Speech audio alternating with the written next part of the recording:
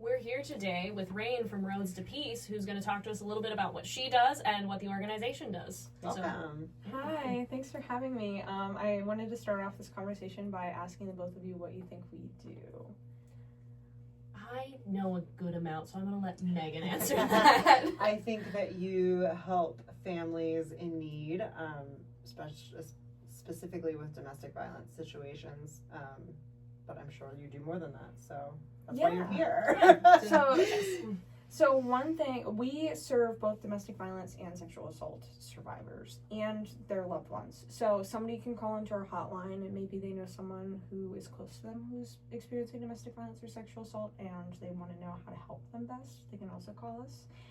We also do, we'll go a little bit over it later, but we do something called empowerment counseling with those significant others as well. One thing that a lot of people don't know is we also serve men as well. Our name until 2019 when we swapped over to Roads to Peace was Clinton County Women's Center. So they thought we only served women, but we serve women, men, children, everyone. We serve everyone at Roads to Peace. So the biggest thing really that a lot of people know us from is that we have a 24/7 helpline or hotline people are probably more familiar with. We changed the language over because helpline shows that people can call us when they're not in crisis. Mm-hmm. They can call us when they're in crisis too, but I think when you see hotline, folks assume that you have to have something big going on, but you can call us and just ask a question too. And that's available 24/7, so that includes holidays, weekends, Christmas, all that good stuff. And it's staffed by local advocates, which means it's not a call center in California. It's somebody that can come and meet you at the shelter if you need something that night. And that phone number is, just to make sure that I read it off right, 570-748-9509. And if somebody were to need that phone number after they hear this podcast, where can they find it? They can find it online on our Facebook. We have an Instagram. We usually have tear-offs in different businesses and places downtown. Sometimes we have them like right on the windows. Sometimes they're placed in the bathrooms. We have them on our brochures. We have them on pretty much anything that we make. We'll usually have that number on there. If you call the National Domestic Violence Hotline, usually they'll try to get you somewhere more local too, so they would get their line through that as well. People can't find us, but we show up, or we have been showing up first for if you look up domestic violence, sexual assault services in Clinton County. Okay. Awesome. All right. So I guess I'm gonna ask statistics here, and I don't know if you have them offhand, but I know you guys help a lot of people. Like, is there an estimate? Like, I know I'm familiar with. Usually, you have like an annual report or some type. On average, how many families, how many people do you help in Clinton County? So it is annual, as you said. It's our financial year, so it's July to July. It'll be 23 to 24 is our most recent data. I just did filled in the stats for the proclamation for Sexual Assault Month. So I know for the last year for sexual assault, it was 53. I know domestic violence is much higher than that. I do not remember off the top of my head. Sure. That's okay. That's okay. I knew when I asked the question, you might not have it off the top of your head. I know that from past information that I've seen, it's well over 100 usually within a year. And I think your website even has some type of, if I'm remembering correctly, some type of like ticker at the bottom that will explain those stats too, which is really interesting to see. Yeah, if you go to roadstopeace.org and you scroll down, it will say this is how many families in Clinton County we've helped from, it will say FY, which means financial year, so July to July. This many for domestic violence, this many for sexual assault. That is really interesting to showcase that because, I mean, it is unfortunately a reality for a lot of people, and sometimes you don't realize it in your own life, and to have a resource like Roads to Peace is important. So would you be able to explain a little bit about what you provide? You talked a little bit about it when you first gave your intro, but could you dive in a little bit more into those like resources that you have, especially the Empower thing? I was intrigued by that. Yeah, so empowerment counseling is basically what we would say, like if somebody called in and they're like, I'm going through domestic violence, or I think I might be going through domestic violence or experiencing sexual assault. The empowerment counseling is you coming in and talking about your situation, and we basically, so the philosophy behind many domestic violence sexual assault centers, especially in Pennsylvania, pretty sure it's national as well, but for sure I know for Pennsylvania, it's something called survivor drives their own bus. So the idea there is that the survivor, the person who has experienced a domestic violence sexual assault, they are the one who's deciding where the bus goes, and you're helping them get there. So empowerment counseling is basically walking them through different options. Listening is a really big thing for supporting people with domestic violence or sexual assault, and having the opportunity to talk to someone who knows it and talks to a lot of other people that have experienced it too. So, you know, when speaking to one of our advocates and they go, that's really common, you know that you're speaking to someone who knows that it's incredibly common, not just from statistics, which are incredibly helpful, but from personal situations where they're seeing it on the daily. So it's kind of giving those options and figuring out where somebody wants to go, and helping someone make those decisions. But in general, when somebody comes to us, they are making the decisions and we are helping them get there. Especially with domestic violence, they know their situation best. Right. You could offer something that you would think is helpful, but it could make it much worse depending on their specific situation, because everything varies so much. So that's what that empowerment counseling is. It's not therapy. We say it's not therapy, but we can help people get to therapists that specialize in trauma and trauma-informed care and that sort of thing. So it's the helpline, the counseling, that sometimes we can do it over phone, we can do it over Zoom. Most of the time people come into the center, they schedule like a time and then they come in. We also have the emergency safe shelter. I'm sure you know that. Yeah, I've heard of it, So that is for people who are fleeing domestic violence actively. We have quite a few rooms in there. I mean, it's still a very old house, so we're not like a hotel. It'd be really nice if we had a hotel, but no. And we can house, again, we serve everyone, so we can house men, we can house women, we can house families. We do quite frequently house families. And then the idea, once you get into the shelter, is then we help you find permanent housing. So that's a part of like what else we do is housing advocacy. So we have 2 housing advocates, and their jobs are to help someone find housing, either if they're still in their situation and they don't want to go to the shelter, or they're like, I'm safe at home for now, but I'm looking to move in the future and get out of this.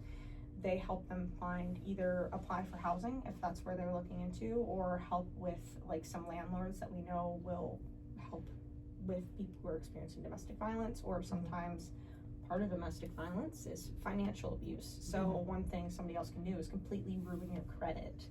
So some of those landlords we frequently work with understand that and are sympathetic to that and can kind of, you know, overlook that. The housing advocate can help with that, or help writing housing applications. They know all the housing stuff. So we have like different like specialized advocates like that. So like the housing advocate, we also have a legal advocate. She will accompany folks to the courthouse. I was going to ask about that side, the legal part of thing, that I understand that Roads to Peace will help in that way for people who need that as well. Yeah, and people can call in and we can help them get a PFA, or there's 3 different types of protection orders, but usually people are getting PFAs. So they call in, we set a time so that somebody can sit down and actually file the initial PFA. Sometimes we are busy, we have to send folks down pro se, but we have, at least right now, we have funding to pay for a lawyer to help you getting your final PFA or protection order, or SVPO or PFIO, depending on what they're getting. I am saying a lot of acronyms that not everybody knows. PFA is a protection from abuse. SVPO is a sexual violence protection order, and a PFIO is a protection from intimidation order. Okay. So those are the 3. I knew 2 out of the 3 of those. I was familiar with the last one. I was going to ask you to clarify that one, so I wasn't familiar with that one as much. That one's a very specific situation. So what a PFIO is it's if a minor is being harassed by an adult, there doesn't have to be a prior relationship there. So it can be a student and a coach. It can be a student with an adult student that's harassing them. So like somebody who's 18, they're no longer considered a minor. It's that minor. They still have to file it. It's like legal weeds. I don't want to okay. Like the adult still has to file it on behalf of the minor, but it has to be on behalf of a minor against an adult. So that's what that specific one is. Okay, interesting. So and then the sexual violence protection. Yeah. That last one, I didn't know that was one, so that's interesting to know. Yeah, that one's confusing, and not everybody knows about it because it's like for very specific situations, but it is there. And we see them occasionally. It's usually PFAs though. Yeah. So our legal advocate will help walk somebody through the process of getting a PFA. She knows all of the good stuff about that, the law and that sort of thing. She has relationships with our local law enforcement and court system so that she can help people navigate that. And of course the court accompaniment going with them, and then for the final orders helping get representation for that. Sure. That'd be a good resource. I would imagine a lot of people probably, I mean, you wouldn't know where to start in a situation like that, so having that as a jumping off point, it could be very daunting to think, oh, I have to go to the court system. Like you mentioned, legalese is very difficult to understand for the average person. So to be able to have somebody that can help with that, that's huge for sure. I mean, court's scary, even if you're not going in for domestic violence, even if you're going in for something else. Like, I've never been in this building before. With our court system, you have to go through, like, the little scanner. And you're like, oh, goodness, what am I going to get to? So. Yes, it can be very daunting. So it's great that there's a resource like that. And I wasn't fully aware of all the different levels when it came to the legal assistance that you had. So I am still learning a lot. I knew a decent chunk going into this, but I'm still learning a lot right now, I will say. So, is there any other specialized advocates that you haven't gotten to touch on yet, or? Yeah, I can talk your ear off if you want. I'm sure. We also have, so we went over the legal advocate and the housing advocate. That's a lot of what I've seen usually with the services. It's the hotline or helpline. It's helping with housing, and it is helping with legal situations. But we also have a youth advocate, so she specializes in support services towards children. A lot of sexual abuse cases we see with children. So she'll also accompany families up to the Child Advocacy Center in Bellefonte, if you're familiar with that. Yeah, a little bit. Yeah. So the idea behind a children's advocacy center is that something horrible has happened to the child. You don't want that to happen, but afterwards, if something has and you're trying to get them the care, you don't want to take somebody who's traumatized and bounce them around all these different places. So the idea behind the Children's Advocacy Center is you go and that's one place, and then all of the professionals come to them.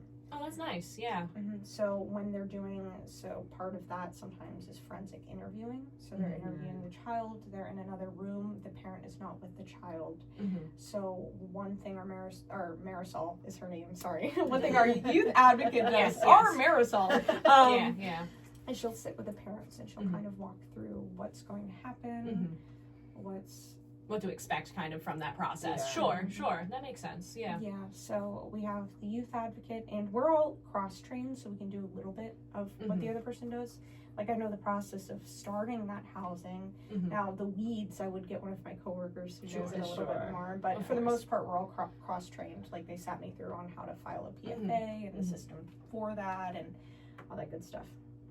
We also have medical advocate, which is what I also am, which I go and I form relationships with the local medical facilities and see, like, if they have any needs regarding sexual assault, domestic violence. For example, we just worked with a nonprofit called Beloved Bundles.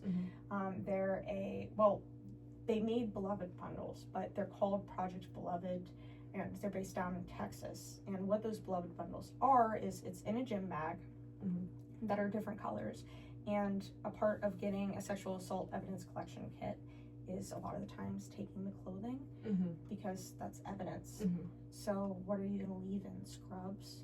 Especially you've gone through something traumatic, you're having a hard enough time going through it, and you decide you're going to get this kit done. You're probably not thinking about bringing an extra pair of clothes for yourself. So those Beloved Bundles have all sorts of different sizes. We have pediatric to women to men's. And it has underwear, socks, a bra for the women's kits. It has a shirt and like just a t-shirt and a sweatpants. And then also comes with a little hygiene kit and like a stress ball and like a coloring kit and stuff. Oh, that's nice. We just worked with them and we got those ready, and we have like just a tote at the emergency room right now. We're Mm-hmm. holding the other sizes because they're moving stuff around and that's a lot to store. Mm-hmm. But the good thing about the gym bags is that it all fits in one. Yeah. Mm-hmm. So like that's a part of medical advocacy is be doing that. But also medical advocacy is if somebody gets a kit done. Mm-hmm. Part of the law is that in victims' rights is that you have the right to somebody from a sexual assault center to come and sit with you through that if that's what you would want. So the hospital contact us and we will go down and we will talk to the survivor and ask them if they would like us to be there, and we can either be there with them, or if again the survivor drives the bus, they can say no, I don't want you there, and we leave. Sure. So we'll give them some information about our services so they can follow up if they'd like. If they don't want us there, we'll leave. Yeah, sure. So That's understandable. Yeah. we'll go for that. If somebody wanted us to just go to like your average doctor's appointment, maybe it's even with your primary care physician, like the yearly, not the monthly. Gosh, that would get expensive. Yeah. The yearly one, because part of trauma is your brain being everywhere and not remembering. And even for me, if I have something, I always forget because I go into those white walls and I'm like, oh goodness, what am I going to talk to my doctor about? But that's like way worse for somebody who's experienced trauma on what they might want to talk to their doctor about. So we can also go and be that support system. Because with domestic violence, a lot of the time, the abuser is isolating the survivor. So a lot of the times people will come and they will not have anyone else. They won't have friends. They won't have a family member because that part of that abuse is taking all of the support systems away. So we become that support system to help them there. So that's part of advocacies too. So medical advocacy for that. We also have a LGBTQ advocate who specializes in working with LGBTQ individuals, because domestic violence and sexual assault happens to everyone, but depending on your situation and being a part of the community, it's going to look a little different. Sure. So she also is our housing assistant.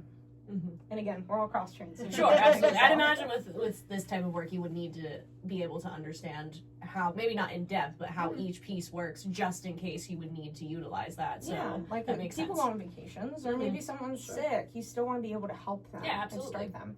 We also do support groups. So we have an LGBTQ specific support group, and then we also have like a domestic violence support group. And we do, what was the last? Oh, information and referrals for cases that don't fit our criteria. Sure. Sometimes we'll get calls that don't have anything to do with domestic violence or sexual assault, but we'll still give them where to go. Sure. So they're not calling and we can't help you by. You'll offer something, sure. Yes. A lot of it is directing people to 211. Do you know what 211 is? I'm familiar, Megan. I am not Yeah, familiar. the same Megan's probably not, but I am, so. So 211 is a social services directory that is ran by the United Way. It is nationwide as far as I know, unless there's like a state that doesn't have it, but I'm pretty sure all states are covered. And what that is that you can put in your location and then what you need. So a lot of the times it's housing. So somebody can go, I'm looking for housing. So for Clinton County, the two homelessness services are the Merit House and Life Center. So those would pop up.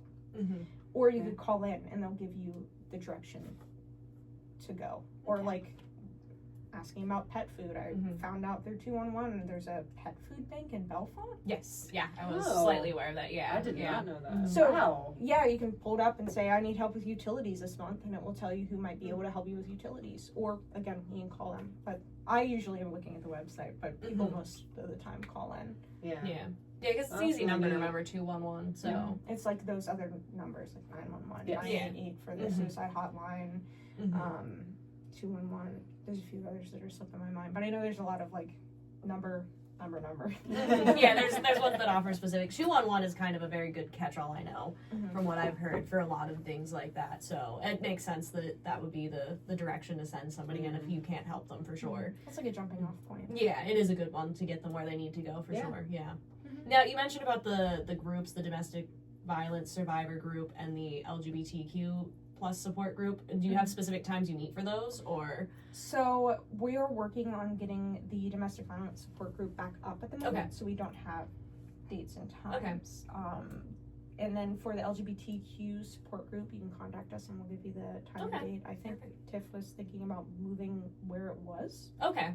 So that's they can why always reach out. Yeah, no, that's okay. That makes sense. Yeah. So or things like that month, maybe she has vacation that day, or it or might need to be moved.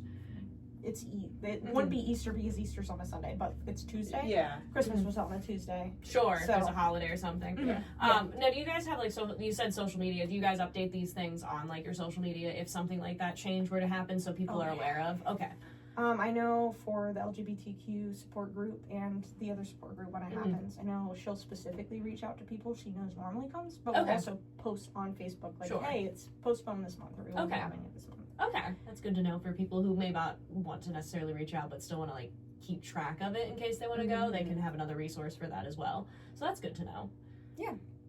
Anything else in your lovely pamphlet of information that you'd love to tell us? I mean, you've told us a lot. I mean, some stuff even I've learned, and I'm sure Megan has learned a lot right now. So, I mean, a lot of the times, I would say if somebody's experiencing domestic violence, or they know someone, or anything with domestic violence or sexual assault, and they don't know where to go, they can just call and we can start from there. Okay. A lot of the times, too, when you're experiencing domestic violence and that trauma and the effect on the brain, a lot of people don't know what they can do. Sure, you kind of freeze up, yeah.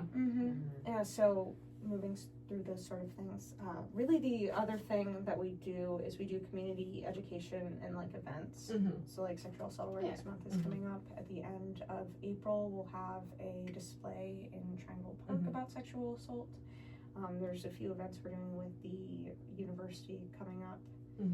You usually do I know what the one is. There is one for, I believe, domestic violence or sexual assault survivors at the university. I know what you're talking about. Not out of the darkness, something along those lines. Though, I can't remember. It's okay. It's called Take Back the Night. Take Back the Night. See, I knew there was something with night. Well, I think I'm getting it confused with Out of the Darkness Walk, which is suicide prevention, which is also helpful, important. So I got my wires crossed on that. But I knew that comes up in is it in April or May? Somewhere in there. Yep.